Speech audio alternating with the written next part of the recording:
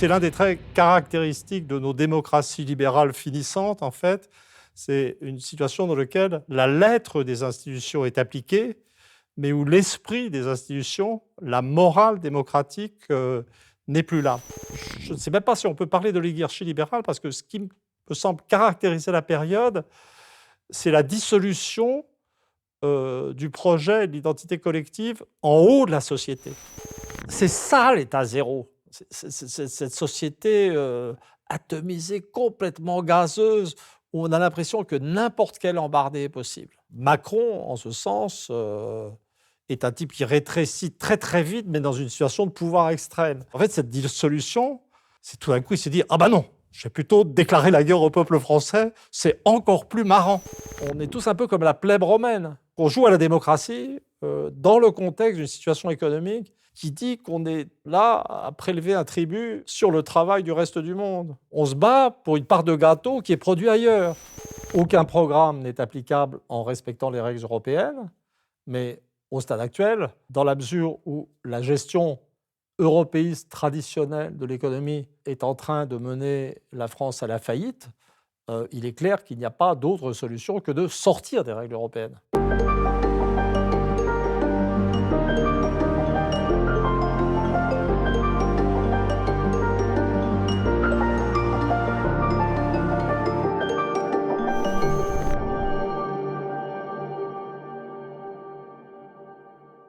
Emmanuel Todt, bonjour. Bonjour. Je suis très heureux de te recevoir sur la chaîne YouTube du site Élucide. Alors, je ne sais pas si c'est utile de te présenter, mais on va quand même rappeler que tu es anthropologue, démographe, historien, prospectiviste. Tu es déjà venu plusieurs fois sur Élucide, donc tu es un peu notre chroniqueur régulier, ce dont je te remercie. On a déjà eu l'occasion de parler des risques de la guerre en Ukraine ou du naufrage des élites européennes dans des précédentes vidéos. Mais aujourd'hui, on va bien sûr parler de l'actualité politique. Macron a annoncé il y a 2 semaines, quelques heures à peine après les premières estimations des résultats des européennes, qu'il allait dissoudre l'Assemblée.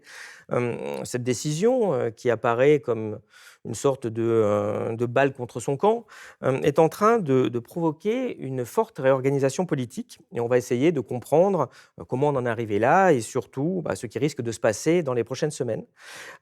Mais pour commencer, qu'est-ce que tu t'es dit quand tu as appris la nouvelle?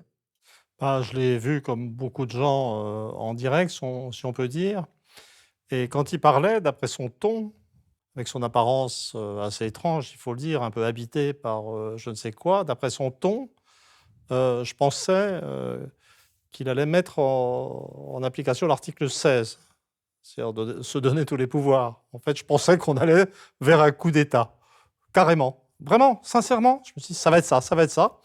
Et puis ensuite, donc j'ai pris la dissolution comme un acte modéré dans ce contexte, mais qui reste pour moi quand même techniquement un demi-coup d'État, puisque si la lettre des institutions a été respectée, le fait de provoquer dans ce genre de circonstances des élections si rapidement, mettant tous les partis dans une situation impossible, euh, peut être considéré comme non conforme à l'esprit des institutions. C'est l'un des traits caractéristiques de nos démocraties libérales finissantes, en fait. C'est une situation dans laquelle la lettre des institutions est appliquée, mais où l'esprit des institutions, la morale démocratique, n'est plus là.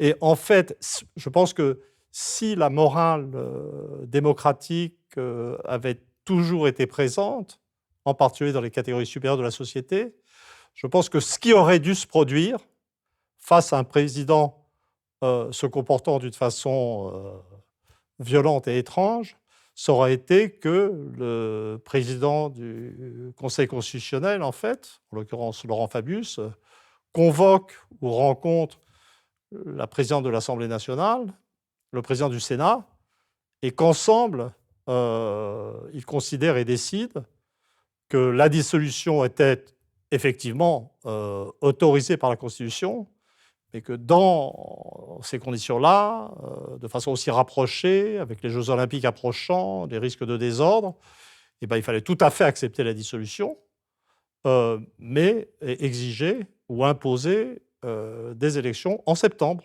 en laissant à tout le monde le temps de fonctionner correctement. Et ce n'est pas simplement le comportement de ces transacteurs. En fait, honnêtement, pour moi, ce n'est pas très surprenant de voir que Laurent Fabius n'est pas à la hauteur. Ça lui arrivait souvent dans sa vie. Donc ça, c'est pas... Mais si une telle réunion avait eu lieu, une telle décision avait été prise, et si dans les classes supérieures, la haute administration, un état d'esprit démocratique régnait toujours, ça aurait été appliqué et Macron n'aurait pas pu s'y opposer. Voilà. Donc voilà, ça c'était ma première réaction. Et puis ensuite, je me suis dit, bah, c'est toujours pareil, c'est le retour au métier. C'est en quoi réside ce demi-coup d'État, puisque je pense qu'on devrait l'appeler comme ça, le demi-coup d'État d'Emmanuel Macron. Il consiste en un raccourcissement du temps. En fait, c'est un jeu sur le temps. C'est-à-dire qu'il met les gens dans une situation de contraction du temps impossible à gérer. Et donc, je me suis dit, bah, en dehors du fait que je vais voter, comme tout le monde, et sans complexe, je vais voter pour le Front populaire, comme il me semble normal de le faire, compte tenu de ce que je suis, d'où je viens, où je vais, enfin, ce genre de choses. Bah, je suis historien de la longue durée, et le premier acte de résistance à cet effort de dissolution du temps, de contraction du temps, pour des gens comme moi, c'est d'essayer de replacer ce qui nous arrive dans la longue durée, en fait. Essayer de voir, de comprendre et d'essayer ou de réfléchir, parce que comprendre complètement, je crois qu'il faut être modeste, ça n'est pas possible. C'est d'essayer de faire ce qu'on peut pour s'éclairer soi-même et éclairer les citoyens sur ce qu'on affronte. Et ce qu'on affronte, je crois, est un moment particulier dans un processus d'assez longue durée, en fait, qui est l'effondrement des démocraties libérales. Tu parles de crise des démocraties libérales. Ça se manifeste comment? Quelles en sont les raisons pour toi? Bah, on a les symptômes bizarres. Il y a eu le phénomène Trump aux États-Unis, qui est considéré comme un élément de dégradation de la démocratie américaine. Il y a eu le Brexit en Angleterre, qui a été considéré dans les hautes sphères comme une aberration venue du peuple, inexplicable et entraînant le pays dans des aventures étranges. Et puis on a maintenant l'équivalent, là, ça serait en France, la montée, semble-t-il, irrésistible du Front national. Mais en fait, on peut voir, et moi je préférerais voir d'abord les comportements étranges du côté de l'establishment, en fait, du côté des gens qui sont censés être raisonnables, du côté du cercle de la raison. Hillary Clinton avait parlé lors de l'élection face à Trump des deplorables, enfin des minables, quoi, des électorats populaires américains. Et maintenant même, honnêtement, Joe Biden, qui mène la guerre de l'Occident contre la Russie, beaucoup avec des troupes ukrainiennes et des sanctions dont les Européens supportent le coup, et quand même fondamentalement ce qu'il faut appeler un vieillard sénile. Donc des bizarreries, ça serait plutôt l'équivalent de la situation folle dans laquelle on se trouve maintenant, avec les gens censés être raisonnables qui ne sont pas, en l'occurrence Macron. Il faut essayer de voir quels sont les processus de longue durée. Je voudrais essayer de résumer ça très rapidement, parce que c'est assez compliqué, et résumer par l'explication des choses, en fait. Je crois que ce qui s'est passé, l'âge démocratique, ça correspondait à une époque où tous les citoyens savaient lire et écrire, et pas grand-chose d'autre, et où très peu de gens avaient fait des études supérieures. Donc il y avait une sorte de conscience générale d'être égaux. Et si les gens qui avaient fait des études supérieures, ou qui avaient un niveau de formation équivalent aux études supérieures, s'ils voulaient exister socialement, devaient s'adresser à la population générale.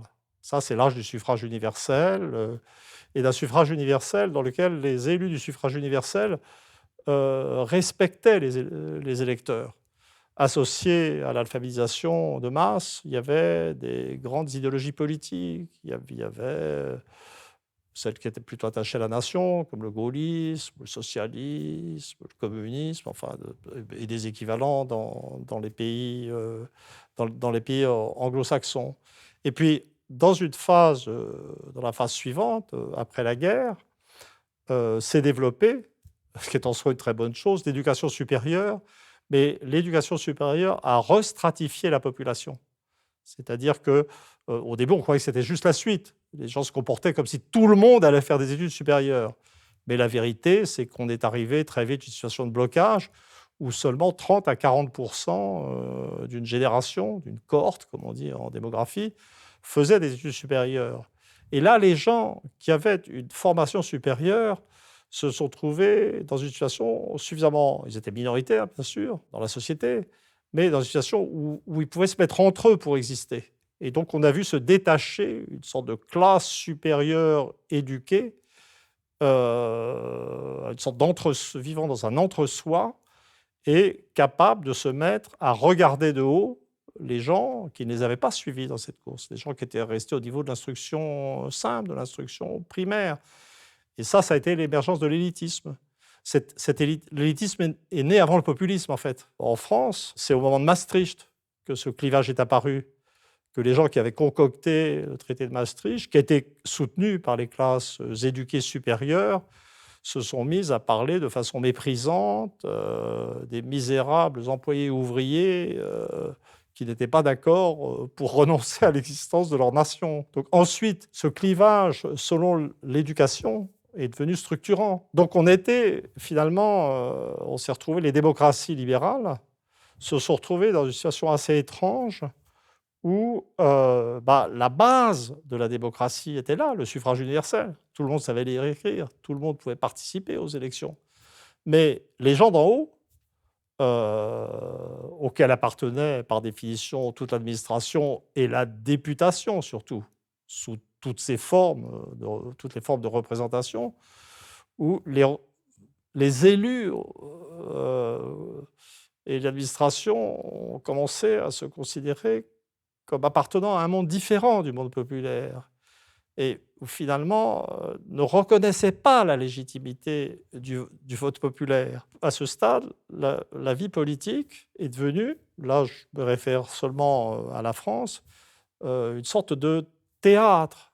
C'est-à-dire comme le gouvernement ne pouvait plus agir et comme de toute façon les gens d'en haut étaient bien dans la contrainte européenne, dans le libre-échange et toutes ces choses, chaque élection devenait comme une sorte de comédie où il fallait trouver un thème. Alors, personnellement, là, j'en arrive, je dirais, au stade un stade spéculatif, interprétatif. Je n'ai pas écrit de livre sur la question, ça va trop vite, je soumets des hypothèses. Voilà. Il me semble que ce qui se passe actuellement est que la phase Macron, où nous voyons ce président faire des choses de plus en plus invraisemblables, parce qu'en fait, on vit avec Macron dans l'invraisemblance. Je rappelle quand même qu'avant de dissoudre, il était en train de déclarer la guerre aux Kanaks, au peuple kanak en Nouvelle-Calédonie, et à la Russie. Et qu'en fait, cette dissolution, c'est tout d'un coup, il s'est dit « Ah ben non, je vais plutôt déclarer la guerre au peuple français, c'est encore plus marrant, hein, vraiment, donc mettre le chaos en France. » Donc c'est bon, il y a vraiment. Donc il me semble que la phase caractéristique dans laquelle nous sommes est une sorte de phase 2. Donc il y avait la démocratie libérale, puis quelque chose que les gens appellent toujours démocratie libérale, mais qui, à cause de la stratification éducative, n'était plus une démocratie libérale, mais qu'on pouvait qualifier d'oligarchie libérale, puisqu'il y avait quand même encore un groupe dirigeant supérieur ou des catégories sociales supérieures qui avaient des volontés, des projets, des espoirs, pour les voir comme des espoirs d'exploitation des populations, d'organisation de la globalisation économique, de trouver que c'est formidable de délocaliser toute l'industrie et de priver les pays de leurs ressources productives. Mais il y avait un projet, en fait. Il y avait un projet, puis il fallait construire l'Europe, etc. Et ça, c'était la phase oligarchie libérale. Mais il me semble que la phase Macron mais tout comme la phase actuelle aux États-Unis ou en Angleterre, est un pas au-delà. Et je ne sais même pas si on peut parler d'oligarchie libérale, parce que ce qui me semble caractériser la période, c'est la dissolution du projet de l'identité collective en haut de la société. C'est-à-dire, c'est l'absence le sentiment d'un échec général qui rend toutes les aberrations possibles. Encore une fois, je pense toujours les trois grandes démocraties libérales, la France, le Royaume-Uni, les États-Unis. Et quand même, je ne sais pas comment dire, je pense que ce à quoi il faut réfléchir pour la période, c'est bon, Macron est quand même, il faut l'admettre, spécial. Et honnêtement, j'ai eu un moment de bonheur ensuite en regardant la gueule des journalistes. C'était... Là, j'ai eu un moment de bien-être. J'ai eu un moment de bien-être parce que, en fait, jusque-là, comme on vivait dans l'idée que le monde était normal, je parle en haut de la société, les actes les plus dingues de Macron étaient réinterprétables comme des choses raisonnables, en fait. Je veux dire, les gens s'étaient adaptés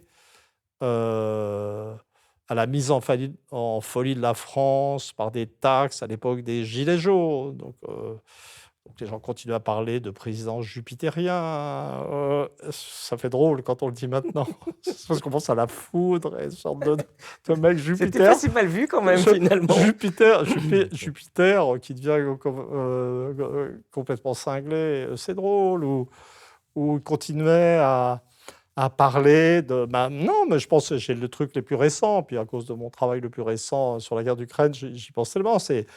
En gros, il commençait à gêner tous les Européens et les Américains par ses projets de bombarder directement le territoire russe. Mais là, les journalistes, il y avait encore un consensus, ce que j'appellerais un consensus délirant dans les strates supérieures de la société française, qui permettait aux journalistes de faire comme si... Il était normal. Voilà, comme s'il était normal. C'est ce qui me venait à l'esprit, tout à fait. Et même pour la Nouvelle-Calédonie. Je veux dire, vraiment... il y avait un gros effort, quoi.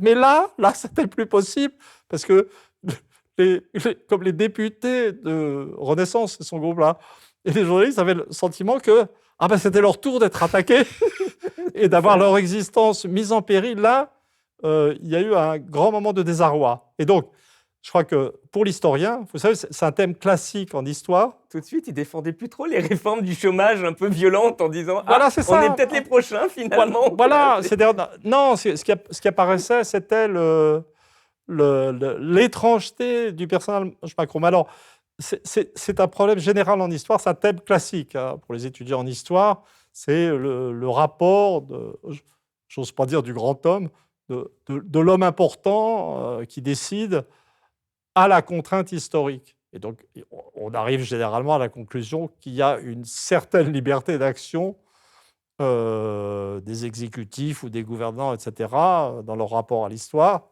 Tout coup, en principe, à ce stade-là, on se pose la question de Napoléon, mais je veux dire, pour moi, comparer Macron et Napoléon, j'y arrive pas, c'est pas possible. Et Charles VI, mais ça remonte peut-être. Voilà, je suis comme ça. Et donc, en fait, généralement, on arrive à une solution négociée, une certaine capacité d'action, mais de l'individu dans l'histoire, mais capacité d'action qui est sous des contraintes globales très fortes et qui empêche les choses. Et je pense que c'est quand même ce genre de problématique qu'il faut appliquer à la situation actuelle pour commencer de réfléchir, j'ose pas dire sereinement, mais calmement. C'est de donner à Macron sa part d'originalité, disons, pour rester poli pour une fois, mais de ne pas perdre de vue que l'expression de ce genre d'originalité ne serait pas concevable sans l'existence d'un état de vide idéologique, mental, programmatique, sentiment d'échec, comment dire, d'égarement qui existe dans les strates supérieures de la société. C'est-à-dire qu'il y a Macron, qui est Macron et qui fait ce qu'il fait. Mais il y a ce vide en haut qui lui permet de faire ce qu'il fait. Ce vide qui explique que le Conseil constitutionnel, les présidents d'Assemblée n'aient pas joué leur rôle et que ça se remet à tourner. Et là, et donc on a sur tous nos plateaux de télévision des gens qui parlent de politique, qui commentent avec des politiques qui s'adaptent et il y a un effort de... Mais c'est ça qu'il faut comprendre, c'est que Macron est vraiment étrange. Il y a un élément autodestructeur ou destructeur de la France. Je ne sais pas si ce qu'il veut détruire est lui-même ou la France. Et il est très intéressant. Ça devient. Mais en termes, il faut penser systémique. Il faut penser. Il faut être capable de penser la situation un peu indépendamment de la personnalité de Macron. Moi, personnellement, en tant qu'individu, c'est pas prospectif. À l'instant, je me dis que je suis peut-être pas si mauvais psychologiquement parce que moi, j'avais vu tout de suite qu'il était dingue. Hein. Je veux dire, 2017, et on trouverait des traces médias faciles montrant que j'avais bien senti le personnage. Ouais, moi-même qui avais étudié son patrimoine, à l'époque, et ses dépenses de 1 SMIC par jour pendant 2 ans, oui, j'avais bien vu qu'il y avait un très gros problème et quand Ouais. tu vois ce genre de problème, rien que sur une déclaration de patrimoine, tu vois que le truc est profond, il n'y avait pas que ça, ces achats immobiliers délirants et cetera et cetera. Oui, bien sûr. Donc, dans ce mécanisme général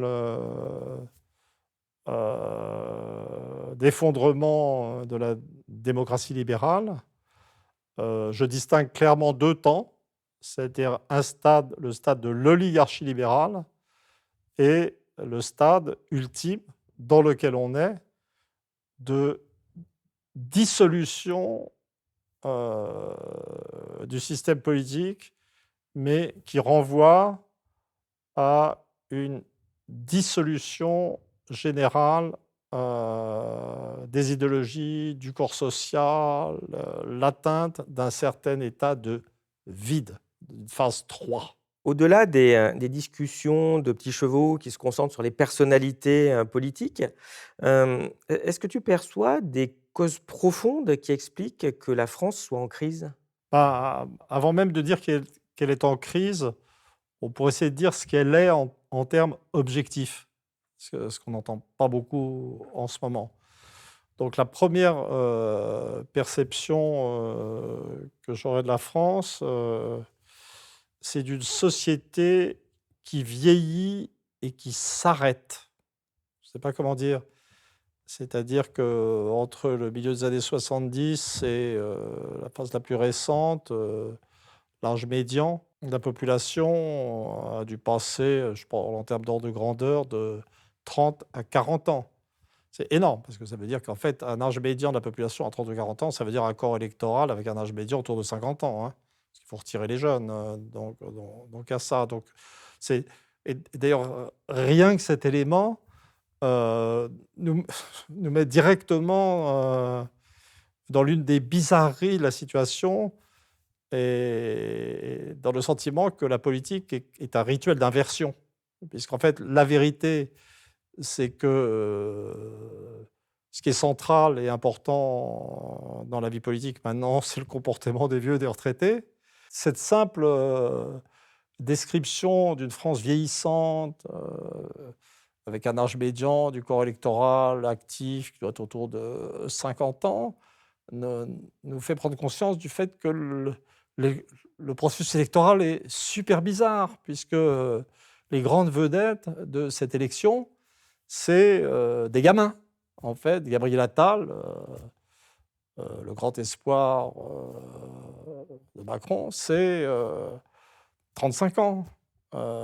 Bardella, il est à 29 ans ou quelque chose comme ça. Je dirais que ça m'avait même frappé dans cette situation où des jeunes ont en arrière-plan des vieux. Alors, en arrière-plan dans leur famille ou dans leur parti ou dans le corps électoral. Donc un pays qui vieillit, où les vieux clairement sont aux commandes, mais avec des acteurs visibles qui sont de plus en plus jeunes jusqu'à avoir l'air d'enfants. Donc il y a ce paradoxe d'une société qui vieillit mais qui se la joue jeune. Donc l'arrêt fondamental qui est commun aux trois grandes démocraties libérales d'autrefois, puisque le phénomène analogue existe au Royaume-Uni et aux États-Unis, c'est la baisse de la fécondité. Longtemps, la fécondité française avait résisté par rapport à celle de l'Allemagne, de l'Italie ou du Japon. Elle était restée autour de 2 enfants par femme. Là, elle est tombée, dans les 10 dernières années, à 1,65. Donc, de nouveau, avec des explications pas extrêmement compliquées. C'est-à-dire qu'on pouvait expliquer la résistance de la fécondité dans certains pays par un statut traditionnellement élevé des femmes qui permettait aux femmes de travailler, d'avoir des enfants, ce qui rendait les choses compatibles, ce qu'on ne trouvait pas en Allemagne, en Italie ou au Japon, par exemple. Là, la baisse ultime, c'est que la condition économique des jeunes devient trop difficile. C'est-à-dire que l'écrasement des revenus des jeunes par les mécanismes du libre-échange euh, les place dans une situation où vraiment avoir des enfants devient très compliqué, dans une situation Alors, le truc le plus frappant dans la période récente quand même, c'est l'entrée réelle du pays en déficit de production industrielle. C'est-à-dire que vraiment, bon, la France avait une balance commerciale équilibrée jusqu'à l'entrée dans l'euro, mais la combinaison du libre-échange et de l'euro a permis l'émergence d'un déficit commercial qui avait atteint, je crois, en 2022, 190 milliards d'euros. C'était dans le contexte des difficultés énergétiques, etc. Là, on doit être à 130 milliards en 2023, mais c'est déjà assez vraiment considérable. Et on avait mesuré pendant l'épidémie de Covid l'incapacité de la France à produire ce dont elle avait besoin pour sa propre sécurité. Donc on vit dans les pénuries de médicaments. Enfin, là, il y a quelque chose il y a un élément de crise dans les capacités de production qui est spectaculaire. Alors à nouveau, on retrouve quand même une inversion dans le discours politique. C'est-à-dire qu'on devrait être en train, alors on parle un peu de réindustrialisation, on ne fait pas grand-chose et de toute façon on ne peut pas le faire en conditions de libre-échange et dans les contraintes européennes. Mais la campagne électorale va se faire ou se fait sur la question du pouvoir d'achat. Donc tout le monde, même les macronistes maintenant s'y mettent. Je veux dire, tout le monde parle de donner plus dans un contexte où on produit moins. Donc on a de nouveau un truc d'inversion dans le rapport à la réalité. Alors, si je voulais faire une analyse très rapide de ce qui se passe, j'étudierais, pour être sérieux, et il faut l'être, c'est quand même la réalité des processus migratoires. Et là, on note quand même dans les dernières années une augmentation de l'immigration. On a justement quelques graphiques qu'on peut commenter. Donc on voit ici, la part de la population immigrée en France, qui après au moment de stabilisation, après la hausse des 30 glorieuses, est repartie, après les années 2000. Donc on a aujourd'hui à peu près 10 de la population, qui est immigrée en France. Il y a une deuxième donnée pour qu'on comprenne un peu mieux, d'ailleurs en faisant le lien un peu tout à l'heure avec la baisse de, la démographie. On voit ici le solde démographique total, donc autrement dit de combien la population française augmente tous les ans, parce qu'elle augmente encore. En bleu, c'est l'augmentation qu'on appelle du solde naturel, donc la différence entre les naissances et les décès. Et en orange, c'est le solde migratoire, donc la population, enfin les immigrés qui augmentent la population totale. Et donc on voit à droite l'augmentation aussi, en particulier depuis Macron, hein, du solde migratoire seul, qui compense la baisse très forte du solde démographique puisque, bah, tu l'as dit, de toute façon, quand on est à Voilà, 1 enfants. alors ça compense statistiquement, mais a priori, je ne vois pas là, d'effet mécanique, en fait. C'est, l'augmentation de l'immigration qui est tout à fait réelle, beaucoup plus que d'un effet d'attirance, par des vides qui se créeraient dans le système national. Au stade actuel, me semble plus le résultat d'une pression, qui vient de l'extérieur. Je crois qu'on pourrait on pourrait à ce stade aussi, parler pour distinguer en fait, de la, proportion de naissance d'enfants portant un prénom musulman. C'est-à-dire que là, je suis dans la description objective de ce qu'est la France avant de commenter les attitudes. Donc je crois que ça avait commencé par des, études de Jérôme Fourquet, en fait, qui avait utilisé les fichiers l'INSEE pour montrer que dans les années les plus récentes, dans mon souvenir, c'était 18 prénoms d'enfants de sexe masculin portant un prénom musulman. À ce stade, ce qui est pour moi très important, et c'est très important parce que c'est exactement ce que, non pas simplement le Rassemblement national, mais une bonne partie des commentaires de droite extrême ou d'extrême droite sur la question fait, c'est l'amalgame entre l'importance croissante de la population d'origine, musulmane, si on peut dire. Musulmane, ça peut être, maghrébine, turque, subsaharienne, en fait, dans certains cas. L'amalgame entre cette proportion-là et l'immigration actuelle. C'est-à-dire que c'est 2 choses très distinctes. Il y a d'une part des Français qui sont d'origine musulmane, qui sont nés en France et parfois même leurs parents sont nés en France, qui sont là, qui sont citoyens français et qui votent et qui sont quelque chose, donc qui a un comportement de fait politique spécifique, etc. Et puis l'immigration instantanée à un moment de gens qui viennent d'ailleurs et qui ne sont simplement pas français. Pour moi, je crois que ça va être très important pour les solutions éventuelles de voir que ce n'est pas du tout la même chose.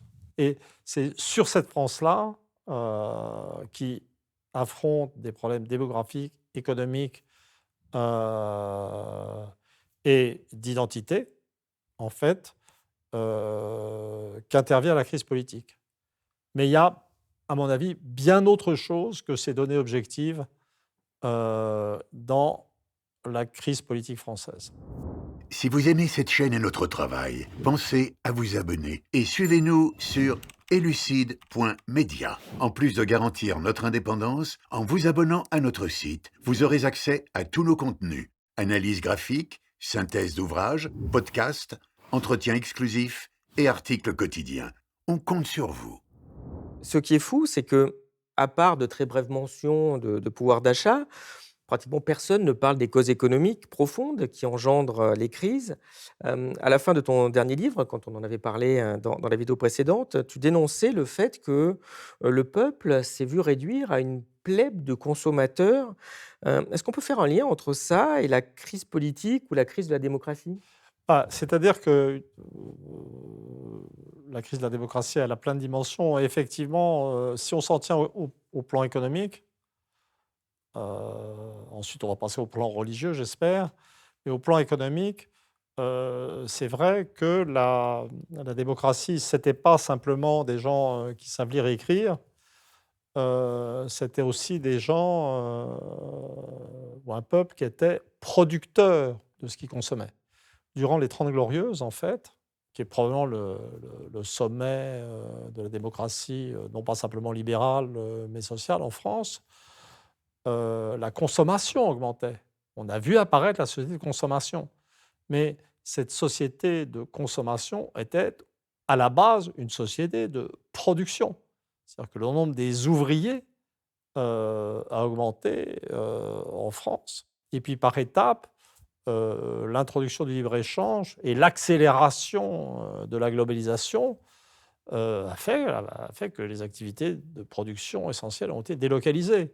C'est-à-dire que ça paraît bizarre de dire que la classe ouvrière qui nourrit la France et de plus en plus en Chine, au Bangladesh, enfin partout sauf ici. Et ça crée une situation qui est en fait très particulière parce que c'est comment dire, les descriptions du corps électoral, du comportement électoral mettent en évidence des antagonismes de classe formidablement clairs actuellement en France. L'éducation permet de le faire, mais l'appartenance à la catégorie ouvrier, employé, cadre, profession intermédiaire, tout ça fait apparaître des comportements plus différenciés que ça n'a jamais été le cas en France. Mais c'est si on fait le total, si on prend parmi les actifs en France, on va toujours trouver 45% d'ouvriers et d'employés. Mais c'est plus d'autrefois. J'aurais d'ailleurs du mal, c'est beaucoup dans la distribution et circuit. Enfin, j'aurais du mal à donner parce que la France est remplie de gens qui travaillent énormément, mais dont on ne sait pas très bien ce qu'ils font ou ce qu'ils produisent.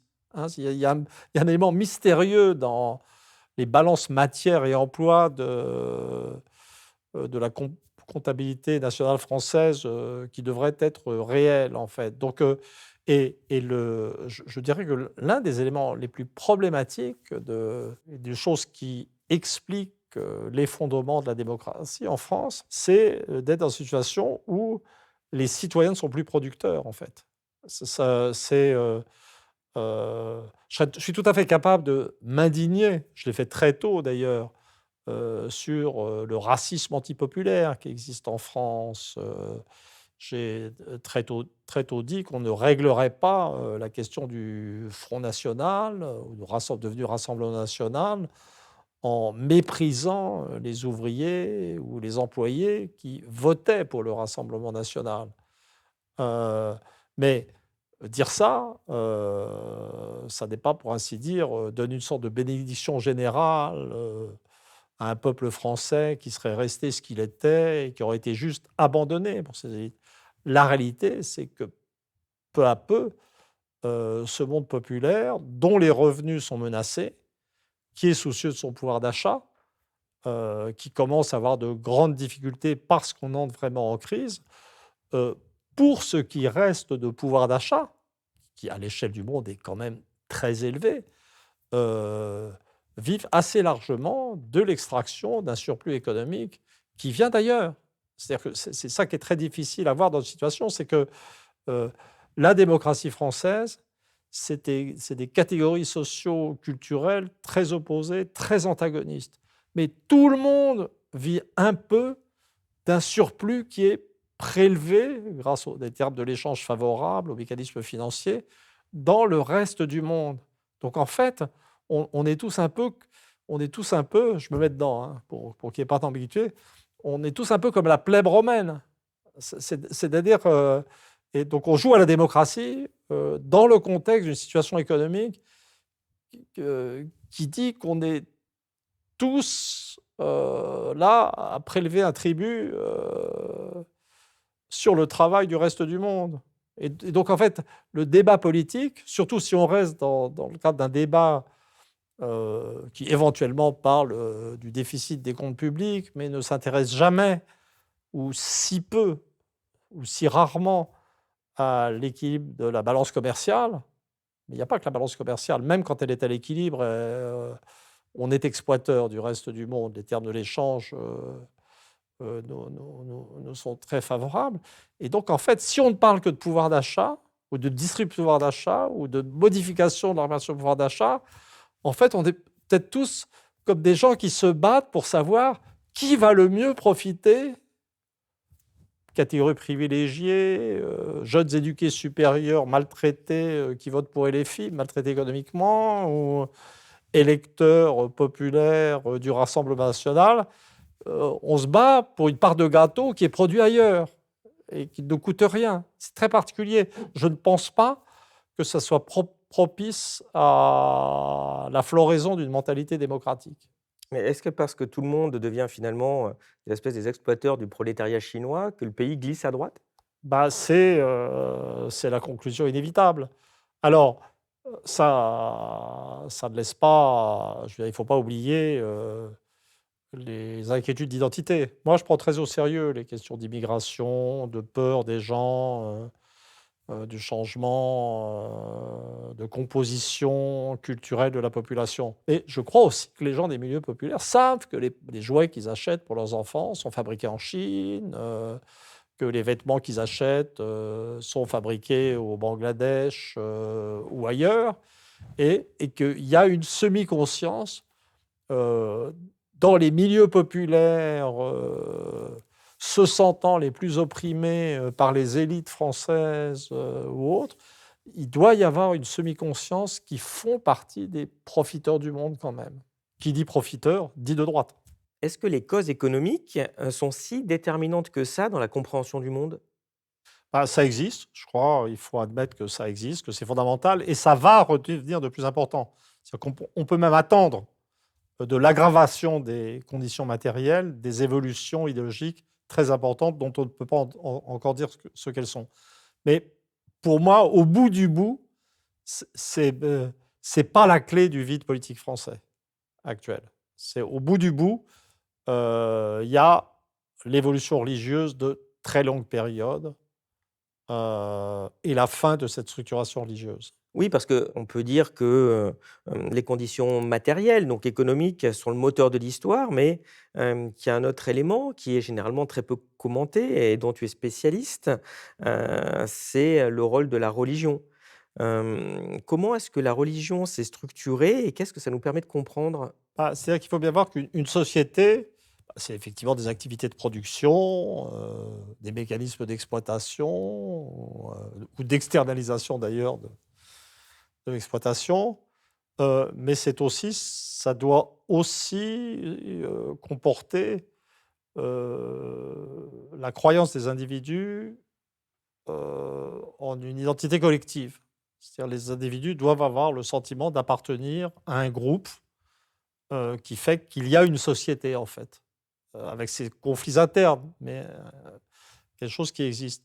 Et bien entendu, cette matrice fondamentale était donnée par la religion. Les Français étaient dans des croyances catholiques qui organisaient leur vie, qui leur donnaient, quelle que soit leur classe sociale, le sentiment d'être les individus d'un même monde, avec sa morale, sa capacité d'action collective, de mobilisation, sa capacité à faire la guerre aussi en termes d'entité collective, le bon, patriotisme ou proto-patriotisme de l'époque religieuse. Bon, cette matrice a commencé à se fragmenter, à se décomposer à la veille de la Révolution française. À la veille de la Révolution française, vers 1730-1740, la pratique religieuse s'est effondrée au cœur du bassin parisien, sur la façade méditerranéenne. Mais cet effondrement a mené non pas du tout à du vide à ce stade, à juste des individus isolés, mais ça a permis la naissance d'idéologies de remplacement, que je qualifierais volontiers d'idéologie religieuse. L'appartenance, l'idée française de la nation est apparue à cette époque, la Révolution française, c'est l'émergence de la nation. Donc le sentiment d'être d'abord français, n'a pas le sentiment d'être peut-être d'abord catholique ou chrétien. Et ensuite, dans les années qui ont suivi, la différenciation sociale progressant, d'autres idéologies se sont développées à l'intérieur de la matrice religieuse. Bon, le radical-socialisme a été une très belle idéologie, on ne s'en souvient plus, mais c'était magnifique. Il y a eu le socialisme, il y a eu la division du socialisme en socialisme et communisme, mais tout ça fonctionnait finalement avec des règles d'appartenance de l'individu à la collectivité qui n'étaient pas si différents des règles catholiques. Donc tout ça fonctionnait assez bien et on pouvait parler d'une société intégrée malgré ces conflits, hein. Et, c'est ce que je dirais, c'est ce que j'appelle, de façon la plus générale, correspond à cette phase que j'appelle stade zombie de la religion. Maintenant, j'en suis à distinguer 3 étapes dans le développement religieux. Le stade actif, où tout le monde est croyant, où la matrice fondamentale est d'ordre religieux. Le stade zombie, où la religion est de fait, où les gens sont plus croyants, mais mettons, ils font baptiser leurs enfants, ils sont inhumés selon les normes classiques. Et puis il y a un troisième stade que j'appelle le stade zéro. C'est quand il ne reste plus rien de la moralité ou des habitudes religieuses traditionnelles.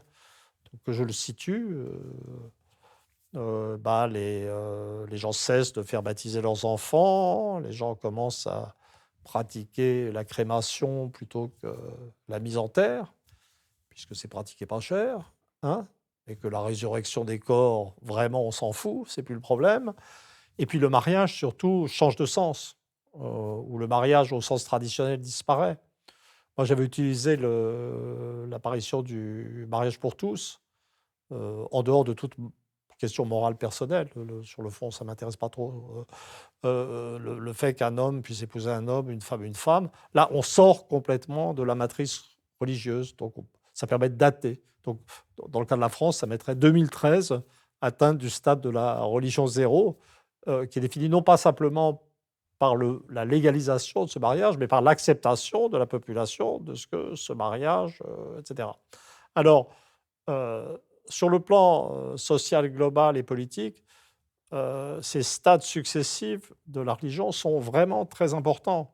Donc, j'ai déjà dit, le passage de la religion du stade actif au stade zombie, c'est le remplacement de la religion intégrateur collectif par des idéologies nationales, ou communistes, ou socialistes, ou radicales socialistes, des idéologies euh, qui sont des intégrateurs de l'individu, où chaque parti politique correspondant est une machine avec des militants, des croyants, quelque part, des électeurs, et où la vie collective reste pleine et entière, comme au temps de la religion active. Le stade zéro, c'est différent. Il y a plus ça. Là, c'est l'individu tout seul. Il n'y a plus ces croyances collectives. Et c'est dans ce stade zéro que la vie politique atteint son stade, je dirais, de la décomposition, je serais tenté de dire, là, pour finalement paraphraser notre président, le stade de la dissolution.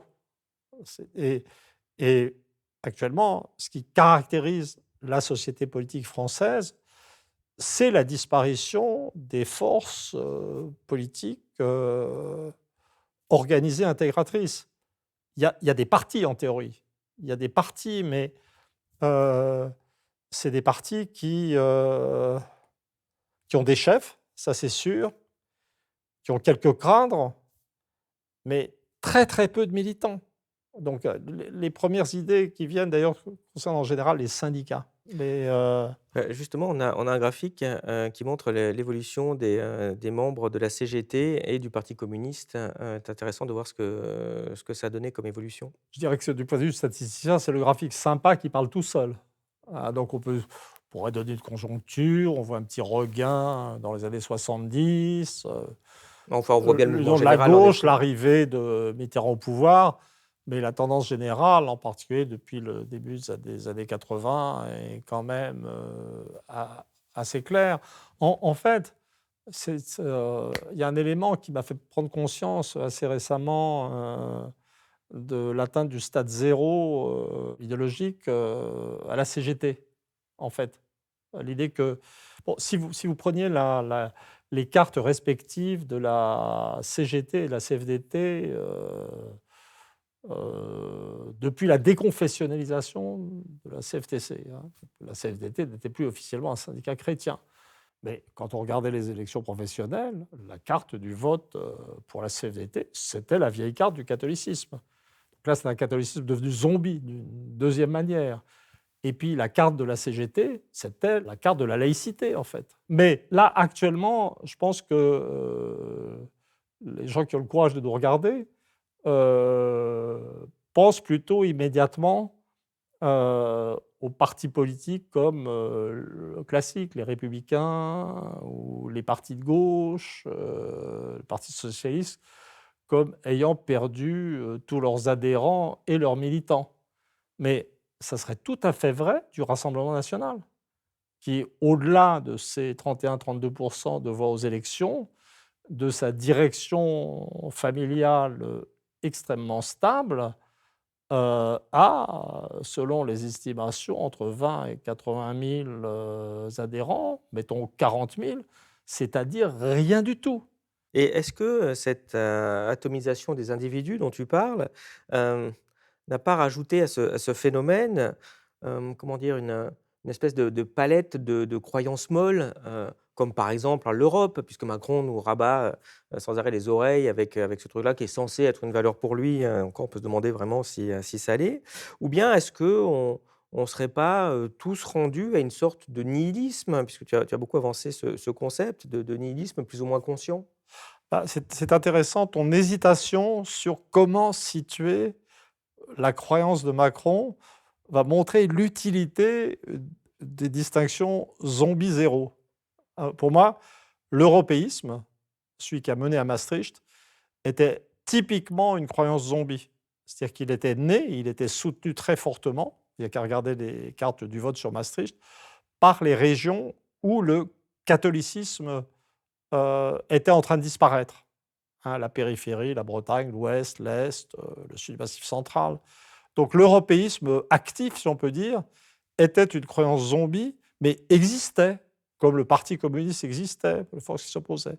Là, au stade actuel, il me semble, au stade zéro, l'européisme est mort en tant que croyance. Il n'y a plus rien, il y a des mots.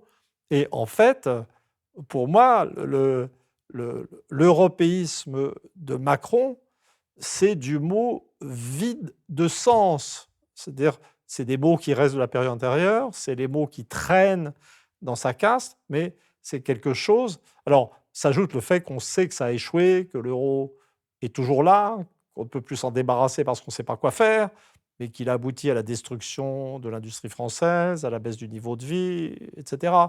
Peut-être que l'un des grands enseignements de la dernière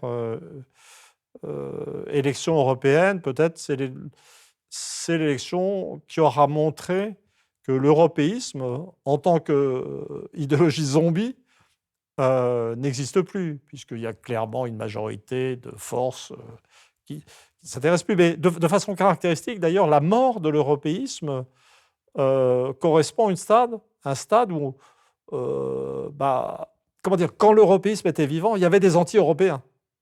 Maintenant, il n'y en a même plus. C'est-à-dire que l'Europe a atteint le stade de l'inexistence, en fait. Pour aller dans ton sens, c'est d'ailleurs assez drôle de voir que Macron, qui était soi-disant le champion de l'européisme, en tout cas tous les Ouais, européistes, vraiment, ouais, c'était ouais, leur candidat ouais. d'évidence. Et en fait, on se rend compte là que eh bien, il n'a tellement pas respecté les engagements européens de la France, bon, donc on peut critiquer pour le respect non Ouais, démocratique, et qu'il est en train de se faire sanctionner par la Commission européenne. Enfin, ouais. on est donc pratiquement des pires Oui, dans cette gestion. Donc c'est drôle, on voit que c'est n'importe quoi en oui, termes mais tout a changé. C'est par exemple l'idée de l'euro. L'idée de l'euro vue par les européistes, première manière, les vrais. L'euro, ça devait être une monnaie de discipline, pour faire comme le mark. C'était une monnaie qui devait faire de nous des Allemands, en fait. Hein, c'était le projet, la rigueur, règles budgétaires, etc. En pratique, l'appartenance de la France à la zone euro, c'est le truc qui a fait que les déficits commerciaux n'étaient plus sanctionnés. on est Ah, devenu ah, des ah, Grecs en fait. oui, oui, c'est d'ailleurs pas une insulte. Non, Hein. pas du tout, Donc, mais le voilà. fonctionnement est contraire à celui qui Mais était prévu. donc, avant, si on se mettait en déséquilibre des comptes extérieurs, on avait une crise monétaire. Et donc, on avait un rappel à l'ordre disciplinaire par l'effondrement de la monnaie nationale. Maintenant, non, il y a l'euro qui est là, on est dedans, et donc on a ce déficit commercial qui vient. Donc, l'euro lui-même est devenu un instrument de laxisme, en fait. Revenons-en au scrutin des européennes, dont le fait majeur est la dynamique exceptionnelle du vote RN. Pour commencer, j'ai envie de te demander finalement d'où ça vient le vote FN et Comment est-ce qu'il a évolué au fil du temps jusqu'à arriver à la situation actuelle où tu pourras nous expliquer maintenant qui vote RN et pourquoi aujourd'hui? Est-ce que c'est différent ou pas d'avant? Ben, au départ, le Front national, c'était un groupe fondé par des militants d'extrême droite, dont le fonds de commerce devait plutôt être une sorte de racisme général, mais avec une prédisposition à l'antisémitisme, hein, mais qui a trouvé, à partir du milieu des années 80, un électorat populaire. Alors, les préoccupations de cet électorat populaire étaient au départ vraiment liées à la présence d'une population d'immigrés d'origine maghrébine importante.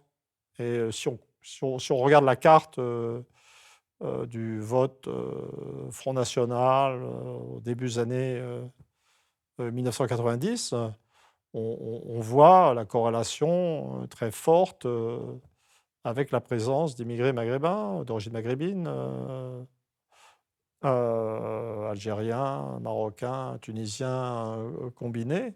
Mais en fait, si on procédait à l'époque une analyse un peu plus sophistiquée, et ben, on pouvait, d'une certaine manière, voir quelque chose un peu au-delà de très important, au-delà de cette prédisposition à voter FN dans les régions où il y avait beaucoup d'immigrés maghrébins. C'est-à-dire si on élimine, par une analyse statistique, de régression, et cetera, l'effet maghrébin et qu'on essaye de voir, de distinguer les régions où il y a trop de votes FN par rapport au nombre d'immigrés d'origine maghrébine, et bien entendu aussi les régions où il n'y en a pas assez, on voit apparaître sur la carte quelque chose qui est très très étonnant pour un parti d'extrême droite, c'est-à-dire on voit apparaître le cœur des vieilles régions républicaines françaises, c'est-à-dire le cœur du bassin parisien, laïque depuis très longtemps, depuis le milieu du XVIIIe siècle,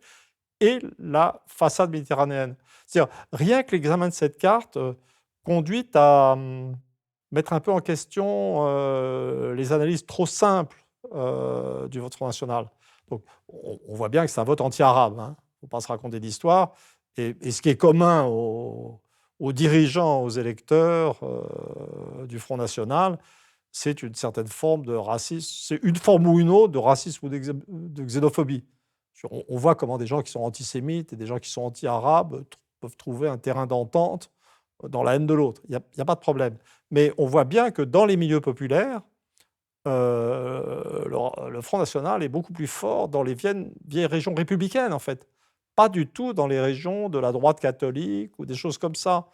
Et sous ce fond laïque, il y a les régions familiales de tradition égalitaire. C'est ce qui m'avait amené à une conclusion paradoxale à l'époque, quand je travaillais sur le sujet, de l'idée que la xénophobie du Front national était d'un type particulier. Parce que le racisme auquel on était habitué avec le nazisme, qui est quand même la forme la plus extrême, c'est un racisme de type différentialiste qui refuse à l'autre le droit de prétendre qu'il est comme vous et de s'assimiler, en fait.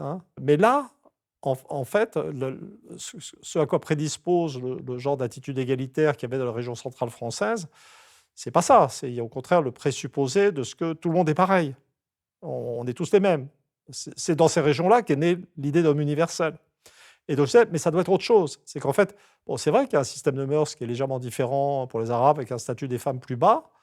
Et moi, je pense que ce qui s'est passé aux origines du Front national, c'est que dans ces régions de tradition égalitaire, où il y avait une attente d'homme universel, la confrontation à une différence culturelle temporaire, mais réelle, a provoqué l'apparition d'une sorte de séquence logique très dangereuse et en apparence dingue. C'est, bon, d'accord, les hommes sont partout les mêmes. Mais si on voit arriver des gens qui ne sont pas comme nous dans le système de mœurs, alors ce n'est pas des hommes. Moi, j'avais interprété le vote Front national comme une sorte d'exigence perverse d'assimilation. Pas du tout comme du racisme traditionnel au sens strict. Est-ce que tu vois des éléments de comparaison entre, la montée actuelle de l'extrême droite, en France et d'ailleurs plus généralement en Europe et celle de l'extrême droite des années 30? Ah oui, alors je sais que tout le monde en parle. Alors là, pour moi, c'est, je dirais, l'aberration standard. Je veux dire, ça n'a aucun sens. Le simple fait, d'avoir, identifié, une assise fondamentale, de la montée du Front national, dans des régions de tradition égalitaire, républicaine, laïque, des régions qui ont en fait fondé la République, montre bien qu'on est dans une sorte d'aberration. Je veux dire, l'extrême droite, elle fleurissait dans des régions de structure familiale inégalitaire.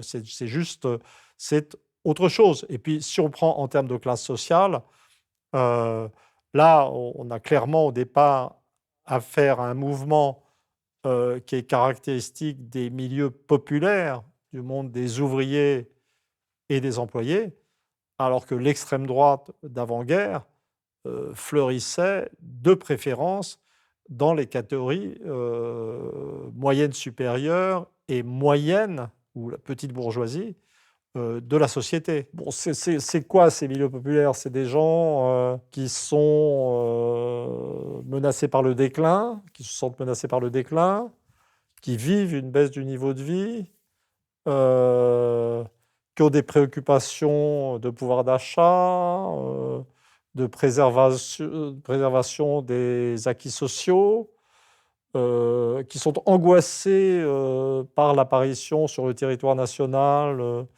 de nouveaux milieux populaires venus de l'extérieur de l'Europe, en fait, puisque 15 à 20 des gens classés comme milieu populaire ou ouvriers employés sont en fait d'origine soit maghrébine, soit turque, soit subsaharienne.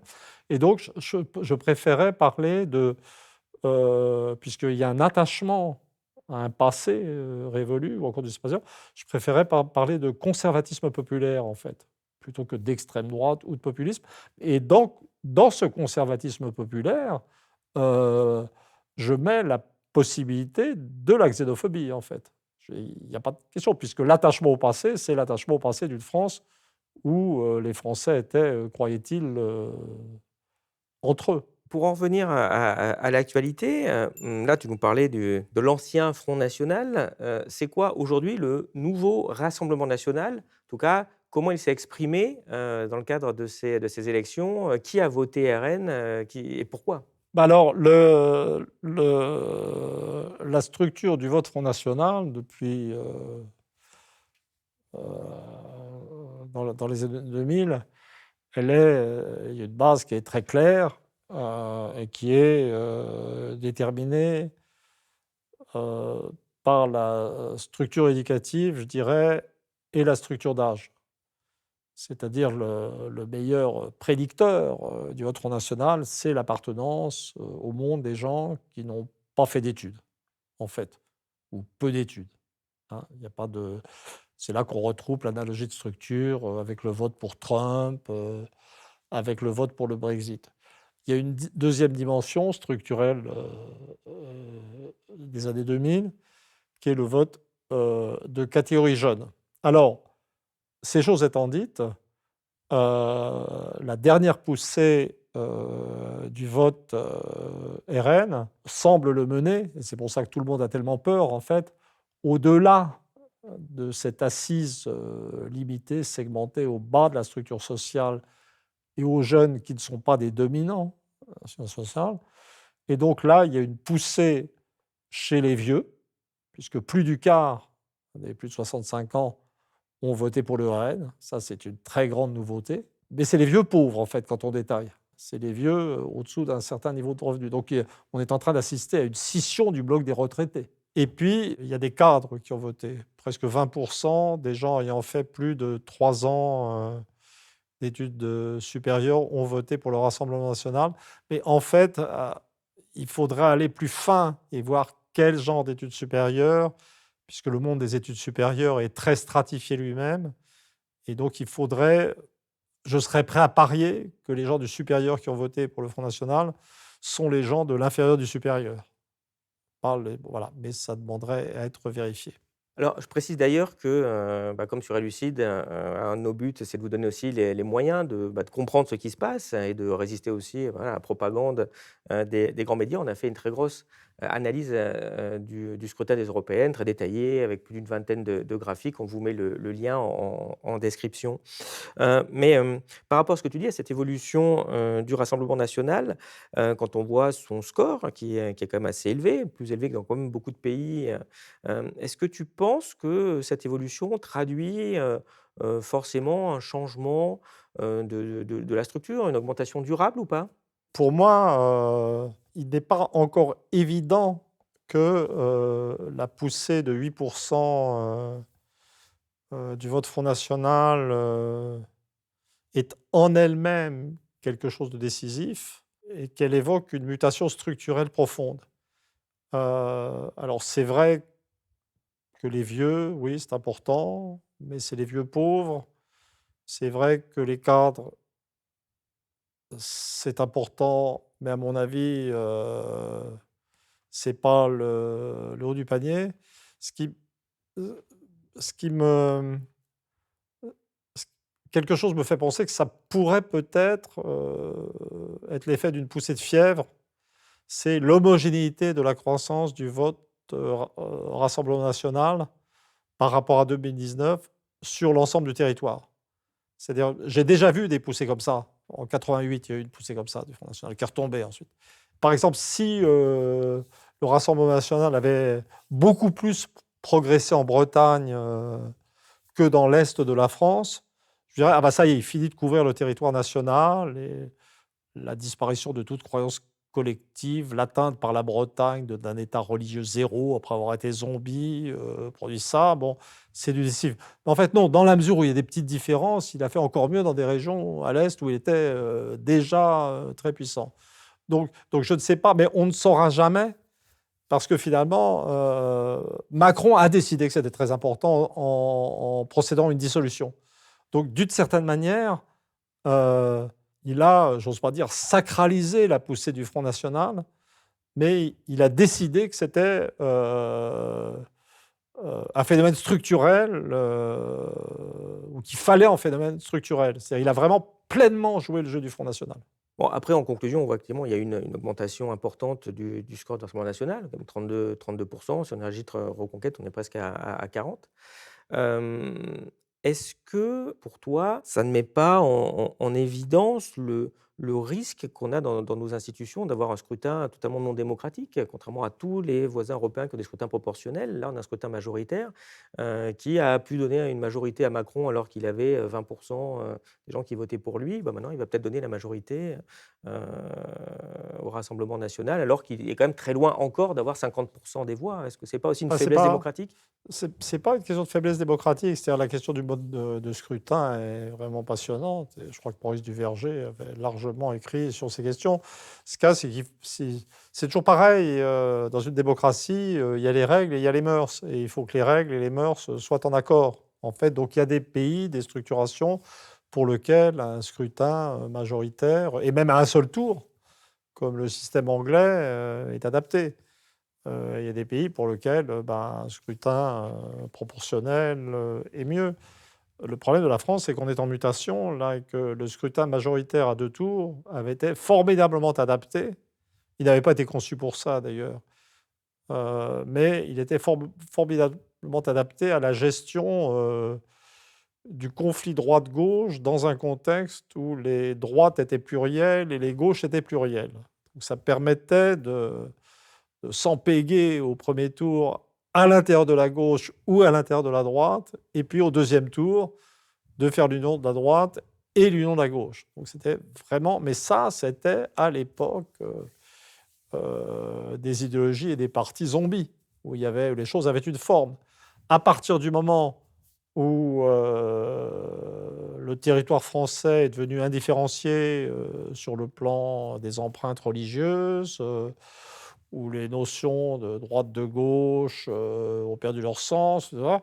Je veux dire, c'est clair que ce système électoral à deux tours, hérité du passé, est devenu dysfonctionnel. Et c'est clair, enfin, ça serait et bien entendu l'urgence, pas parce que c'est démocratique en général, mais parce que je dirais c'est pacificateur, en fait. L'urgence, ça serait un scrutin proportionnel qui n'exerce pas d'effet de démultiplication, mais au contraire produisent des assemblées plurielles où on a le temps de négocier des choses. Mais il y a quelque chose aussi d'assez, heu heu, paradoxal ou pervers, hein, suivant l'un, c'est que ce changement du mode de scrutin, c'était une des promesses de Macron les 2 fois, et en 2017 et en 2022. Il n'a pas changé, ce système, et on va en voir toutes les difficultés, parce qu'inconsciemment, il cherchait ou pas ces difficultés. C'est une question intéressante, mais ça m'amène finalement au macronisme. C'est quoi aujourd'hui le macronisme, en dehors de Macron? Est-ce qu'il a des valeurs? Qu'est-ce que c'est? Bah, alors je veux dire, un type qui vous prétendrait savoir ce qu'est le macronisme, serait fou à enfermer. Par contre, ce qui est vraiment intéressant, c'est son électorat au début. Le début de son électorat, nous dit quelque chose de très fondamental. Heu, Ça, je l'avais identifié et je l'avais analysé, dans un bouquin qui s'appelle «Les luttes de classe en France au XXIe siècle». Parce que ce qui m'avait frappé, c'était, pour parler technique, la corrélation négative extraordinaire qui existait, dès le premier tour évidemment, entre le vote, Le Pen et le vote Macron. En fait, ça voulait dire que si on vous donnait, comment dire, pour un département, quel était le niveau, du vote, Le Pen, vous pourriez presque prédire ce qu'était le niveau du vote Macron. Alors, ce que ça veut dire, en fait, quand on cherche le sens des choses, ça veut dire alors le vote Le Pen existait depuis longtemps. C'est-à-dire si on prend, les élections de 2012, là, la corrélation entre le vote Le Pen 2012, le vote Le Pen, 2017, c'est ça? Heu, Était elle-même, très, très élevée. Donc ce qui existait avant, c'était la structuration territoriale, du vote Le Pen. Et là-dessus arrive Macron qui se définit comme simplement le contraire du vote Le Pen. Et donc en fait, on pourrait dire être macroniste, au départ, c'était juste être anti-Le Pen.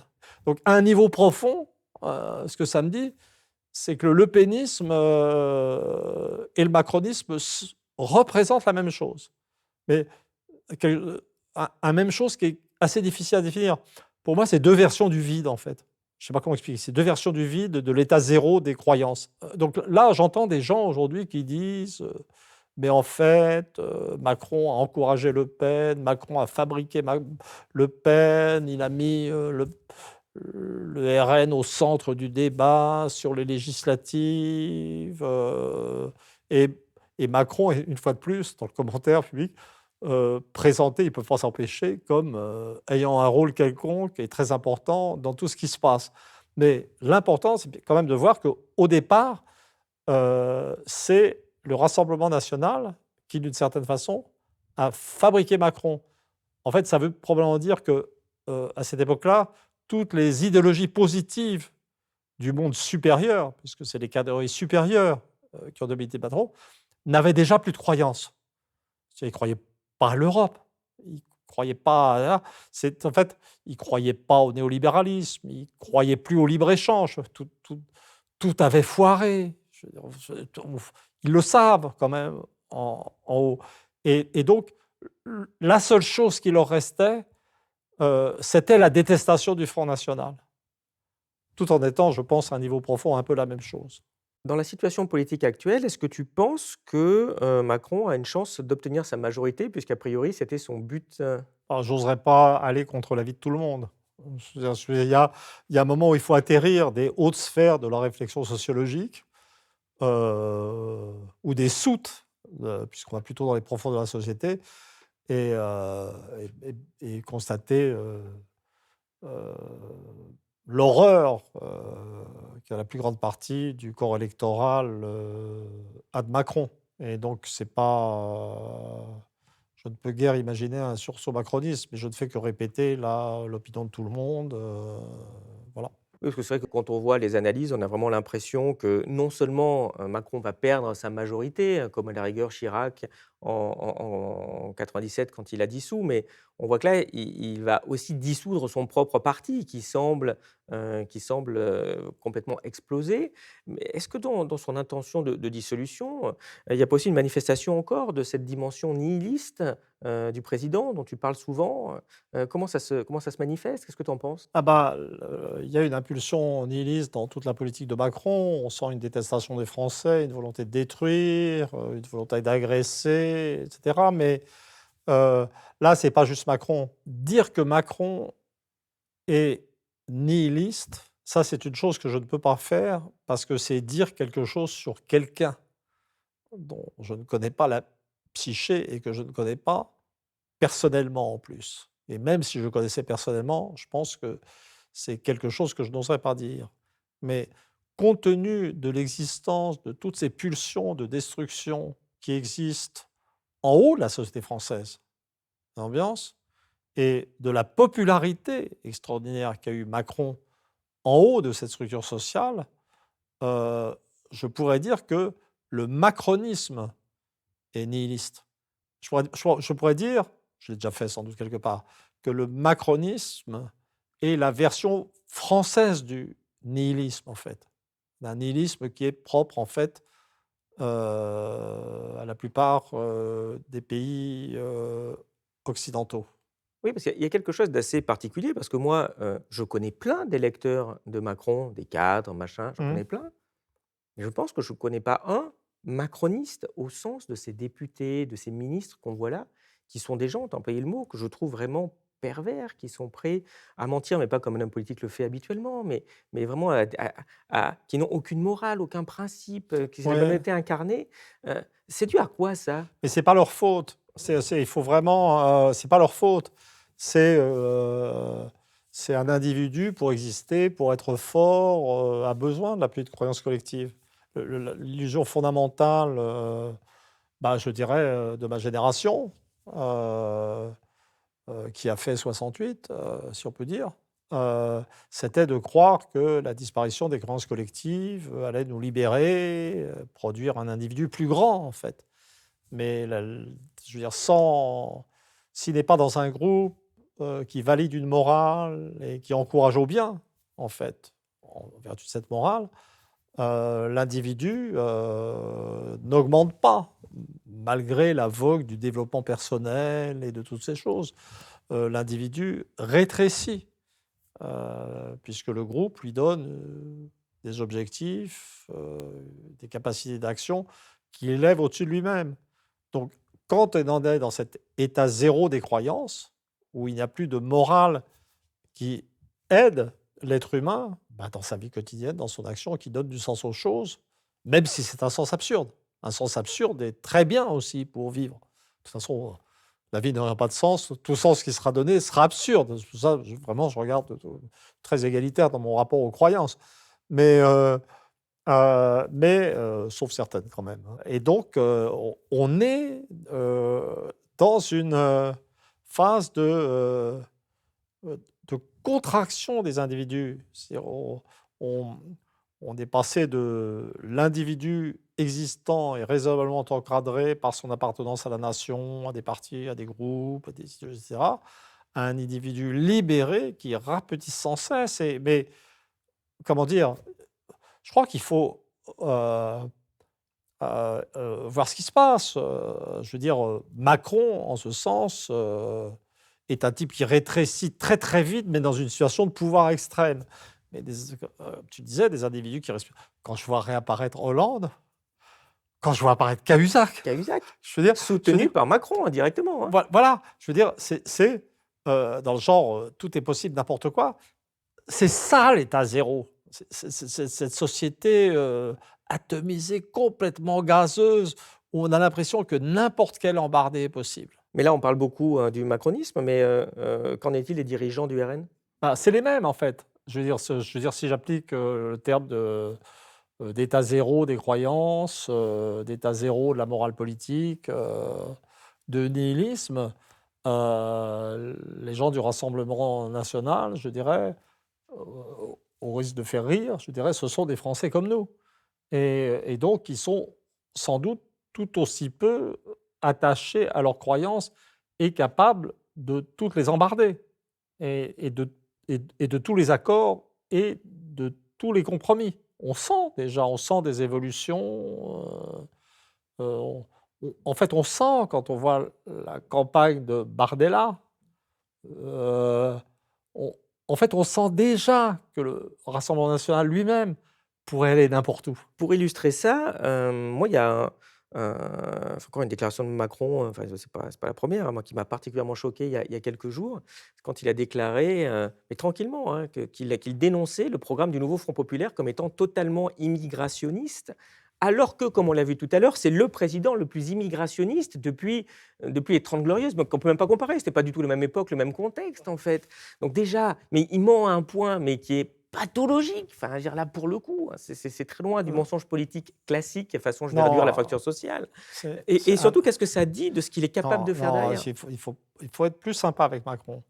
Un homme qui n'a pas de croyances ne peut pas mentir sur ses croyances. Donc déjà, mais je crois qu'en fait, on n'a pas vu qu'il y a eu deux chocs successifs là quand même dans ce qui s'est passé. Il y a eu le choc de la dissolution, premier choc, et le choc de la réunification de la gauche, qui était un deuxième choc. Et qu'en fait, et ce choc de réunification de la gauche a déjà produit des effets sur les discours du RN et de Macron et du camp macroniste, et fait apparaître une certaine vérité, en fait, et même une certaine parenté. Hein. Et cette réaction, donc de même qu'on aura Macron dénonçant un programme du nouveau Front populaire totalement immigrationniste, ça veut dire juste qu'il le considère comme une insulte personnelle, l'unification si rapide de la gauche, qui était quelque chose d'impensable, qui a été rendue possible par certaines valeurs communes quand même, antiracistes et positives, mais aussi rendue paradoxalement possible par le fait que les gens de gauche en question ne sont pas trop accrochés à des principes secondaires. Et donc il y a une fluidité à gauche qui fait qu'on peut retrouver dans le même camp Poutou et François Hollande. Quand même, c'est ça l'état zéro aussi. Hein. Voilà, mais Et sur Macron, donc, parce que moi, je me rappelle, je crois que c'était en 2017, non? Tu avais parlé un peu de macrono-lepénisme. Ici, on voit que dans un des plans de Macron, enfin, tel que la presse a pu le rapporter, il s'imagine vraiment très bien, en tout cas quand il a dissous, de dire: «Tiens, bah, OK, le Rassemblement national peut-être gagner. Dans ce cas-là, je nommerai Bardella à Matignon», ce qui ne lui pose pas de problème particulier d'aller nommer, le Rassemblement national à Matignon. Comme quoi, il n'y a pas l'air d'avoir une telle antinomie entre les deux partis, non? les gens que j'entends parler de la personnalité de Macron euh, et qui essayent de comprendre son comportement, euh, ceux qui me semblent le plus près d'une certaine vérité, c'est que en fait, ce qu'il branche, Macron, c'est la transgression. La transgression, là, celle qu'on vient de vivre, c'est dissoudre contre l'avis de tout son camp, etc. Mais au point où on en est, alors, à nouveau, peut-être qu'il y avait quelque part un calcul au niveau conscient, la gauche est éclatée, ça va être le chaos, etc. Bon, je ne sais pas quoi. Mais déception, l'unification de la gauche, donc animosité d'enfants déçus contre la gauche, d'où ces postures qui semblent rapprocher du Front National. Mais honnêtement, compte tenu de sa naissance grâce au Rassemblement national, dont on a parlé en analysant cette corrélation, je pense que pour finir en beauté, la transgression ultime, ça, pour Macron, ça serait l'alliance avec le Front national. Tu en as un peu parlé, mais on a appris par la presse qu'une des grandes visions, de Macron, ce serait, évidemment d'estimer que la gauche resterait fracturée, surtout après, toutes ces Mmh. divisions autour de la question palestinienne depuis des mois et des mois. Mais pourtant, il y a un nouveau front de gauche qui a émergé et même très, très vite, quoi, en quelques jours. Qu'est-ce que tu as pensé de cette nouvelle NUPES? Non, comment dire? C'est pas nouvelle NUPES, c'est pas vrai. Le contexte est différent. Maintenant, on est confronté à la possibilité, d'une majorité, du Rassemblement national et le Rassemblement national, heu, moi, j'ai toujours été de ceux, qui comprenaient son électorat, heu qui d'une certaine façon, comprenaient que le vote Front national, des électeurs du Front national, c'était pas le fascisme, c'était pas l'extrême droite, c'était autre chose, c'était quelque chose de complètement nouveau. C'était le résultat d'une situation d'oppression, ça répondait à un élitisme venu d'en haut, une agression venue d'en haut. Je comprenais que en fait, les les gens soient préoccupés par l'immigration, et pas, c'est toutes ces raisons qui font que je préfère parler de conservatisme populaire finalement, plutôt que d'autre chose, que de gens de milieux populaires attachés à leur mode de vie et n'aspirant en vérité, pas à grand chose d'autre qu'à la perpétuation de leur mode de vie. Maintenant, c'est vrai aussi que, ce conservatisme populaire comprend la virtualité d'un développement, d'un racisme de type spécifique, qui a été utilisé, par des dirigeants venus de l'extrême droite la plus classique et que, hem, cette question de l'égalité des hommes, et du respect, de leur personne, indépendamment du groupe auquel ils appartiennent, est une question fondamentale. Est une question fondamentale et explique pourquoi, pour des gens de tradition de gauche, quels qu'ils soient et d'où qu'ils viennent, je fais partie de ces gens-là, et ben, l'arrivée au pouvoir du Rassemblement national est quelque chose qui doit être inconcevable et donc dans, la victoire du Front national, il y a la virtualité d'un déchaînement, de passions inégalitaires qui d'ailleurs, à mon avis, se retournerait contre ses propres électeurs. Je suis convaincu, au fond, que dans ce parti qui n'a pas tellement de forme, les dirigeants d'en haut, et cetera, n'ont pas un immense respect pour les milieux populaires français aussi. C'est totalement hypothétique, mais vraiment, voilà et donc je pense qu'il y a quand même beaucoup de gens, de gauche qui sont raisonnablement et pas seulement de gauche, raisonnablement mû par, cette question d'un refus, comment dire? De la dimension, xénophobe ou raciste, on appelle ça comme on veut, qui est quelque chose de fondamental et qui unifie au-delà de tous les discours et de toutes les compréhensions, en fait, des attitudes. Ça, Macron on ne pouvait pas prévoir. C'est intéressant que tu synthétises finalement ce qui a pu unir aussi rapidement, la gauche. Comment tu as vécu, la campagne, depuis le mois d'octobre, extrêmement forte contre, en particulier LFI et ses accusations d'antisémitisme, qui ont été, avancées, vraiment de Emmanuel Macron, à peu près tous les grands ministres, de la Macronie et évidemment la droite qui s'y joint et même maintenant le Rassemblement national. Alors, je préfère partir de ma perception générale, je veux dire de ma façon personnelle, d'identifier un risque antisémite. Alors, il faut savoir que, pour moi, l'antisémitisme et le philosémitisme, sont, 2 dimensions d'une même catégorie. C'est-à-dire le type, qui déteste les juifs ou le type qui aime les juifs et qui ne parle que de ça. Et donc, évidemment, le philosémite non, aura l'air sympa en première approche, mais si le philosémite est quelqu'un qui pense que les juifs sont des gens merveilleux, comme les juifs sont des gens comme tout le monde, il va être déçu et rien ne sera plus facile que la conversion d'un philosémite en antisémite. C'est des catégories, comment dire, poreuses. Donc, pour moi, la meilleure façon de situer le vrai risque antisémite n'est pas globalement la fixation sur telle ou telle citation, mais la fréquence de l'occurrence du thème juif dans le discours des gens. C'est-à-dire qu'un type qui vous dit tout le temps qu'il veut défendre les juifs me fera aussi peur qu'un type qui dit toujours que les juifs sont malfaisants. Parce que c'est quelqu'un qui prendra l'existence du peuple juif exagérément au sérieux. Et je me sentirais personnellement beaucoup plus en sécurité avec quelqu'un qui simplement ne pense jamais aux juifs.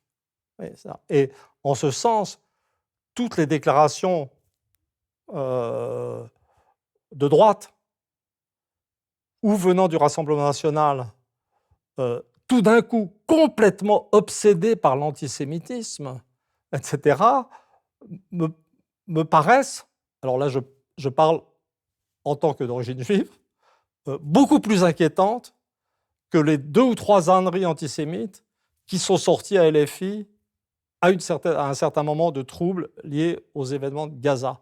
C'est-à-dire que la conversion antisémite de toute la droite française est, pour moi, hyper bizarre. Parce que c'était les milieux qui étaient antisémites, en fait, traditionnellement, historiquement.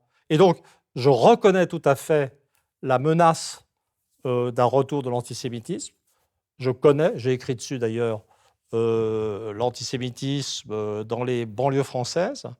Mais je suis en fait beaucoup plus inquiet de l'émergence ou du retour de la question juive dans des partis qui risquent de s'allier et d'être majoritaires. Et je vais vous le dire franchement, honnêtement, si la Wehrmacht revient dans Paris, je vais me cacher chez un militant LFI plutôt que chez un militant de la droite classique ou du Front National. Et dans ce contexte, des philosémites d'extrême droite, donc qui viennent politiquement du monde de l'antisémitisme, comment tu as vu le fait que le Rassemblement national ait très rapidement et brutalement fermé la porte, non pas à Marion Maréchal, mais vraiment à Zemmour? Bah, ça fait partie des trucs qui m'ont mis en alerte et qui m'ont fait poser des questions. Alors, je n'ai aucune donnée sur le sujet, mais dans cette ambiance de triomphe, quand on triomphe, en principe, on pardonne, on est bienveillant. Et quelles que soient les agressions du Rassemblement national par Zemmour dans la campagne électorale, je trouve le niveau de ressentiment du Rassemblement national un peu élevé. Et je suis en train de me demander, sans aucune preuve à l'appui, si Zemmour n'est pas en train de découvrir qu'au-delà, je dirais, de sa croyance personnelle en le fait qu'il représente la France éternelle, n'est pas pour certains de ses alliés un juif. Et alors, face à ce péril, puisqu'on parlait, quand même du nouveau Front populaire, est-ce que tu penses qu'ils ont une chance? Et qui est susceptible de voter pour eux, à part toi? Non, mais là, comment dire, l'électorat est hétérogène. L'électorat de LFI est jeune, éduqué. L'électorat du Parti socialiste est vieux, éduqué. En fait, on ne sait pas. Ce qui est clair, c'est que le Front populaire ne va pas mériter son nom. C'est-à-dire les ouvriers et employés français d'origine non musulmane ont voté Oui, à parce que 50.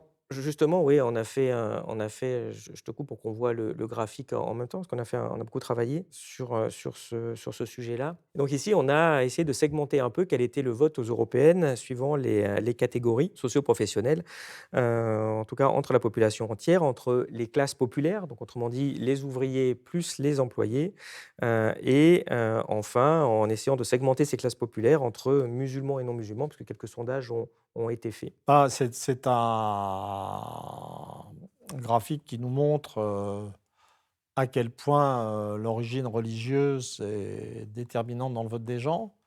Et c'est un graphique qui nous montre à quel point le Front populaire ne mérite pas son nom, en fait, et à quel point il n'a rien à voir avec le Front populaire de 1936, puisque parmi les électeurs français d'origine non musulmane, le concept fait drôle d'ailleurs quand on le dit comme ça, si on prend Rassemblement national plus Reconquête, on a 57% du vote. Et Des employés ouvriers, classe des populaire. de classe populaire, on a 57% des ouvriers et des employés qui ont voté pour le Rassemblement national et Reconquête. Et en ce qui concerne le Front populaire, les mêmes catégories non musulmanes ont voté à 23% seulement. C'est-à-dire que ça continue, on est toujours dans le jour des fous, en fait. C'est l'inversion de la réalité. Et moi, c'est le genre de truc qui justifiera assez bien la notion de conservatisme populaire, finalement. On sent bien que, bon, voilà. Et à l'opposé, si on prend les Français des classes populaires, ouvriers, employés musulmans, ou d'origine musulmane, hein, parce qu'il y a tellement de musulmans qui sont plus pratiquants du tout maintenant, là, on atteint un vote à 77% pour le Front populaire. Honnêtement, compte tenu du discours du Rassemblement national et de la confusion qu'il entretient entre l'immigration et les français d'origine arabe ou musulmane, on ne voit pas très bien comment les Français, je dirais d'origine musulmane, feraient autre chose que voter pour la gauche. Il y a quelque chose qui est assez surprenant, quand même dans ce cadre, c'est que, quand on allume sa télévision, on a vraiment l'impression d'être sur une autre planète. On voit, sonner, mais alors les appels à faire barrage contre la France insoumise ou le nouveau Front populaire, et puis les journalistes, emboîtent le pas, hein, sans rechigner. Qu'est-ce que tu en penses? Je pense que c'est très inquiétant pour la profession de journaliste parce que ce qui semble se profiler un peu partout quand même, c'est une préférence latente pour l'union de toutes les droites. Toutes les droites, pour moi, c'est les républicains, les macronistes et du Rassemblement national. Et je pense qu'il faut à tout moment être capable de se dire que ce qui se passe est tellement nouveau qu'il est exclu qu'on ait la solution. On a vu que cette utilisation, complètement honteuse quoi, d'accusations d'antisémitisme complètement farfelues, envers des gens qui expliquent qu'ils aiment les juifs, qui veulent les défendre, qui ont la lutte contre le racisme dans le cœur de leurs préoccupations politiques à gauche, a été largement instrumentalisée à la fois et par, les macronistes et par les LR, qui se voient ensemble dans une espèce d'arc républicain. C'est pas paradoxal cette histoire Oui, mais d'arc enfin, républicain et de non, mais honnêtement, je veux dire, il y a cette histoire de, enfin bon, on peut se concentrer. Bon, LR, je sais même plus ce que c'est bon, comme tout le eux monde. non plus, mais oui. Eux non plus, c'est ça, ils sont, bon, je peux leur donner d'excellentes adresses de psychiatres, s'ils veulent savoir qui ils sont, ça peut servir.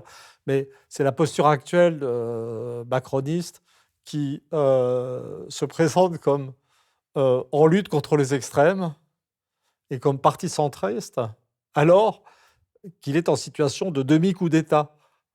Heu et qu'il est en fait le parti qui met, alors plus que les deux autres, en péril les institutions de la République. Donc là, c'est le jour des fous de nouveau. C'est les hystériques qui pensent qu'ils sont calmes. Donc en fait, tout ce qu'ils disent sur l'arc républicain doit être traité juste, alors s'ils sont sincères, comme un symptôme pathologique. Alors, on l'a dit tout à l'heure, l'économie est un enjeu absolument majeur, pour agir, politiquement. Du coup, j'aimerais qu'on discute du programme, économique et du nouveau Front populaire et du Rassemblement national. Ici, on a sorti quelques éléments, assez forts de ce programme, surtout sur la partie qui est un peu plus productive, hein. Il y a plein d'autres choses aussi, mais on est resté là C'est le sur plus important, hein. sur l'économie. On s'aperçoit qu'il y a des points qui sont assez partagés entre les 2, comme essayer de mettre en avant de la reconstruction industrielle, de mettre fin ou de limiter les accords de libre-échange, d'avoir un protectionnisme, écologique et social aux frontières. d'essayer de limiter les importations de produits agricoles qui ne respectent pas nos normes. Ensuite, quelques petites différences sur l'énergie. Bah, un va plutôt mettre évidemment en avant les énergies renouvelables. Le Rassemblement national est plutôt sur le nucléaire. Et le Front populaire envisage des constructions de 200 000 logements publics, alors que le RN souhaite s'attaquer à la concurrence déloyale au sein du marché unique. Donc en particulier, voilà, de mettre fin à certaines aberrations européennes. Qu'est-ce que tu en penses? Bah, tout ce qui considère l'Europe comme morte ou en train de mourir et à achever, sans même toucher à l'euro, me paraît raisonnable. Tout ce qui est contestation du libre-échange et passage à un mode protectionniste de reconstruction de l'industrie, surtout nationale, c'est raisonnable. Et, et là, en fait, euh, il n'y a de distinction réellement forte pour moi que sur l'histoire de l'énergie nucléaire. C'est-à-dire, moi, je suis partisan de l'énergie nucléaire pour toutes sortes de raisons. Donc, ce que je dirais, c'est que deux choses, c'est que, en fait, les programmes économiques de Front populaire et du Rassemblement national sont très compatibles. Et ils sont compatibles face à un groupe dirigeant qui a épuisé son programme et qui n'a plus aucune proposition, hein, en fait. Je dirais que le programme du Rassemblement, au risque de surprendre, je dirais que le programme du Rassemblement national me paraît légèrement plus réaliste à cause du nucléaire. Et donc la vraie question, c'est pourquoi est-ce qu'ils ne sont pas capables de voir ce qui leur est commun? C'est ça la vraie question en fait. Et je dirais que la fixation du Rassemblement national immédiate sur l'islamo-gauchisme de LFI, qui entérine une situation de conflit ontologique entre les deux, rend l'application du programme du Rassemblement national impossible, puisque dans une situation de pareille turbulence, de pareilles difficultés économiques, de pareil chaos idéologique et moral, le programme du Rassemblement national ne peut pas passer sans le soutien des députés éventuels de Front populaire. Donc la volonté de mettre la question de l'islamo-gauchisme ou fascisme ou je ne sais plus au centre d'un conflit avec le Front populaire et spécifiquement avec LFI, et comme une intention de ne pas appliquer son programme économique, en fait. C'est une vraie question. Mais est-ce que ces programmes sont applicables dans le cadre européen actuel? On ne voit pas trop comment tout ça serait, Ah, mais serait de vraiment toute réaliste. façon, je veux dire, aucun programme n'est applicable en respectant les règles européennes, mais au stade actuel, dans la mesure où la gestion européiste traditionnelle de l'économie est en train de mener la France à la faillite, il est clair qu'il n'y a pas d'autre solution que de sortir des règles européennes. Là, je crois qu'il faut être raisonnable. Des phrases du genre « l'Europe va empêcher d'appliquer le programme » fait comme si l'Europe existait. En fait, l'Europe n'est capable d'empêcher l'application du programme que si les dirigeants français ont fait le choix d'obéir à cette Europe qui est un peu leur homme de paille. Mais le jour où un pays de la taille de la France n'applique pas les règles de l'Europe, il n'y a plus de règles de l'Europe. Ouais, C'est parce tout. que ceci étant, l'euro, c'est quand même un problème, hein. La Grèce a bien vu que quand on dit: «Je te coupe la banque centrale, je te coupe les vivres», ton système bancaire, il tombe et il y a quand même des Oui, difficultés mais et on ne peut pas juste claquer des doigts et dire: «Bon, la Banque de France va remplacer». C'est compliqué quand même, hein. je veux dire, dans le contexte déjà absurde d'une économie européenne euh, extraordinairement affaiblie par les sanctions qui ont été décidées par les dirigeants européens contre la Russie, il est évident que l'Europe, quel que soit le sens de ce mot, ne trouverait pas l'énergie euh, de commencer à appliquer des sanctions contre la France. Je veux dire, là, on atteint, je dirais, des sommets de ridicule. De façon plus générale, il faut bien voir que le refus de certaines règles par certains pays, en fonction de leur taille, de leur histoire, n'a pas le même sens. En fait, l'idéologie européiste est en train de mourir partout en Europe. On voit bien. Je veux dire, c'est fini. Ça ne veut pas dire que les pays ne veulent pas rester dans une union sympathique, coopérative, etc. Mais à partir du moment où il sera clair dans l'esprit de tout le monde que le libre-échange est mort et que tout le monde, en fait, pense désormais en termes de protectionnisme, et que tout le monde pense que les règles européennes sont absurdes, ces règles mourront d'elles-mêmes. Plus concrètement, quelles sont les hypothèses qui ont le plus de chances d'advenir après cette dissolution et quels sont les risques de chacune d'entre elles? Si on veut voir ce qui nous attend, ce qui va nous attendre, peut-être quand même le plus sûr, c'est de commencer par les cas de figure comparables antérieurs. C'est-à-dire que et de se placer dans l'hypothèse d'une montée en puissance considérable du Rassemblement national, qu'il s'agisse de majorité relative ou absolue, puisque la majorité relative n'empêche pas l'idée d'une collaboration avec la droite, qui est quand même ce qui semble se dessiner, et même d'une collaboration avec les macronistes, en fait, qui sont la droite, qui sont de droite. Moi, j'ai suivi attentivement ce qui s'est passé en Angleterre après le Brexit, ce qui s'est passé aux États-Unis après la victoire de Trump. Et ce que je pensais, c'est que, ou ce que j'espérais, c'est que cette irruption au niveau de la prise de décision, sortie d'Europe dans le cas du Brexit, pouvoir présidentiel dans le cas des États-Unis, amènerait tous les acteurs à une prise de conscience. Et que ça amènerait, en fait, à une négociation, en fait, entre le haut et le bas de la société. À ce que les gens se disent, non, non, quand même, là, la fracturation de la société, ça devient trop grave. Nous devons préserver ou reconstruire ce qui peut exister de cohésion nationale, parce qu'aucune société ne peut s'en sortir en luttant contre elle-même à ce niveau-là, à ce niveau, par une hostilité viscérale entre la moitié supérieure et la moitié inférieure de la société. Et ce qui est quand même très, très impressionnant dans le cas de l'Angleterre, pardon, du Royaume-Uni et des États-Unis, c'est qu'après, ce n'est pas du tout ce qui s'est produit. C'est qu'en fait, les haines culturelles internes ont augmenté, en fait. C'est-à-dire que la détestation mutuelle des deux camps est allée croissant. Et donc, pour moi, le risque fondamental, dans le cas d'un pays comme la France, c'est que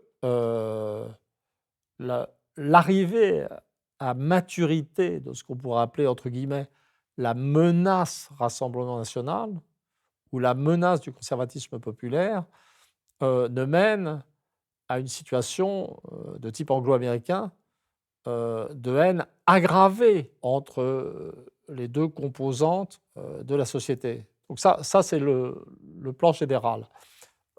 Si on se met sur le plan politique plus précis, ce qui paraît quand même, ce qui se dessine actuellement, d'après tout ce qu'on a dit, tout ce qu'on a évoqué,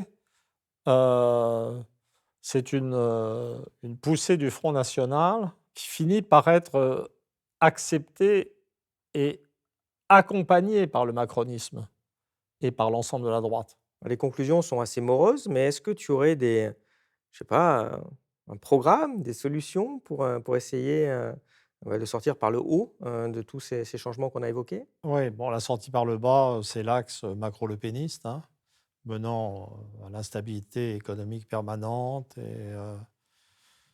et à plus d'hostilité entre les groupes socioculturels concernés. Repartant de l'affrontement qui a empiré dans les pays anglo-saxons après les victoires de Trump et du Brexit, je ne sais pas, ce serait peut-être de travailler autour de la notion de réconciliation, un truc difficile en fait. Et il y a un truc que j'appelle en moi-même le souverainisme inclusif. C'est-à-dire que bon, l'idée européenne est en train de mourir. Et un pays ne peut s'en sortir que par lui-même. Donc ce que les Français ont devant eux, s'ils veulent vraiment s'en sortir, c'est penser en termes de production, de réorientation économique, retrousser leurs manches, mais tous ensemble. C'est-à-dire qu'il est c'est pas possible, aucun programme politique d'un seul parti ne peut mener, à des résultats dans des circonstances économiques qui vont être si difficiles et surtout pas sur fond d'affrontements ethno-culturels, entre une gauche, mettons, musulmano-immigrationniste dans les fantasmes des uns et un Rassemblement national considéré comme ramassis de petits blancs absurdes. Il y a un racisme social qui fait face au racisme de type ethnique, en fait. C'est ça la menace, en fait. Donc, alors, en fait, on a déjà vu que le problème économique était très compatible. Donc, le problème, c'est la question, c'est tous les trucs identitaires, immigration.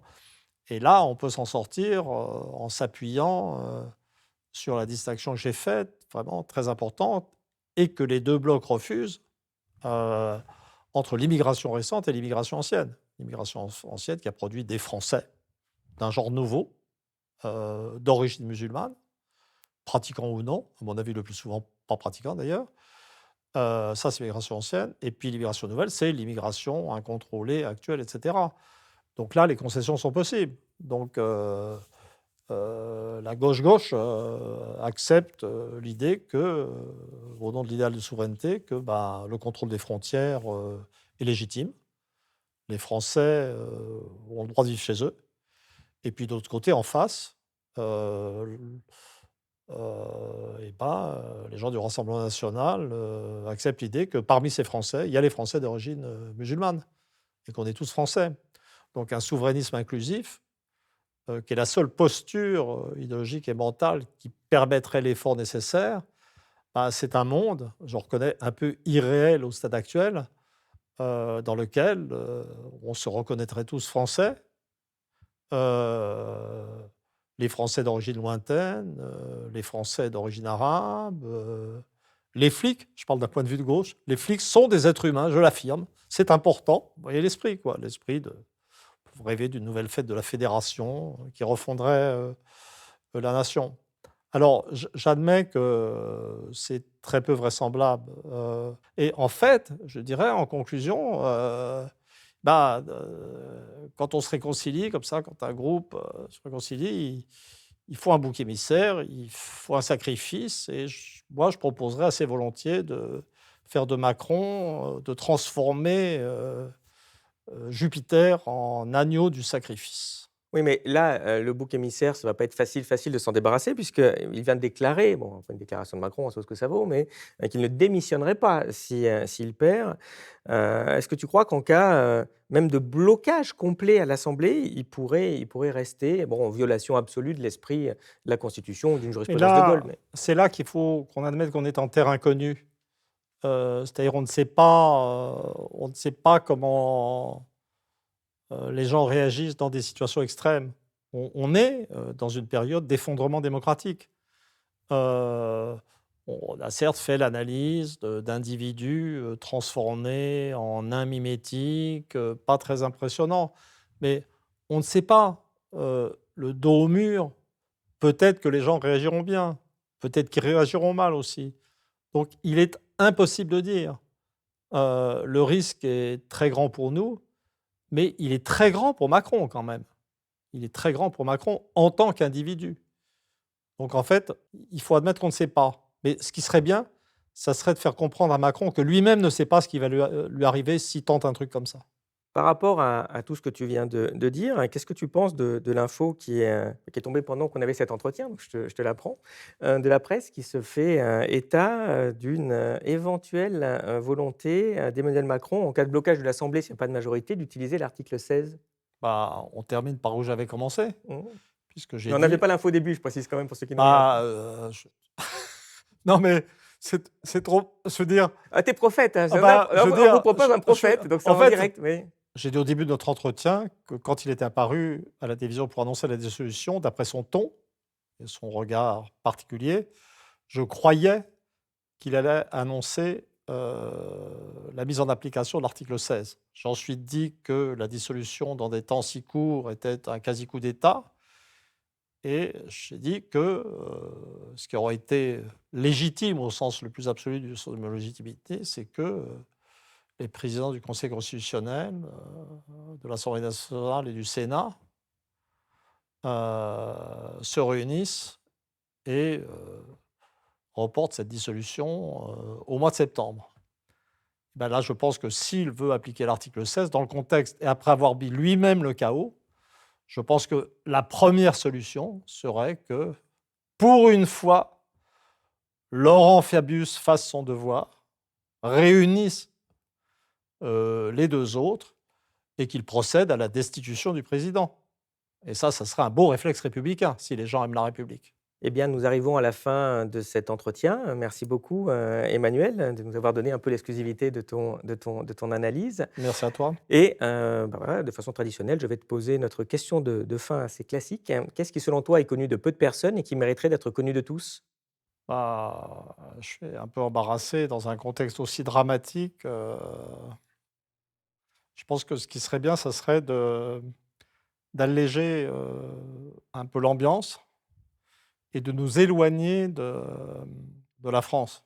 En fait, d'arrêter de regarder notre nombril, de prendre conscience de la vastitude du monde et du flou des concepts. Et donc l'idée me vient en regardant mes chaussettes qui sont vertes. Et tout d'un coup, l'idée me vient de ce que, en japonais, les mots pour vert et bleu ne sont pas distincts. Hein, pas toujours distincts. Et donc, par exemple, en japonais, on ne dit pas un feu vert, on dit un feu bleu, en fait, la circulation. Et donc, pour terminer sur une note d'optimisme, je dirais feu bleu pour la réconciliation.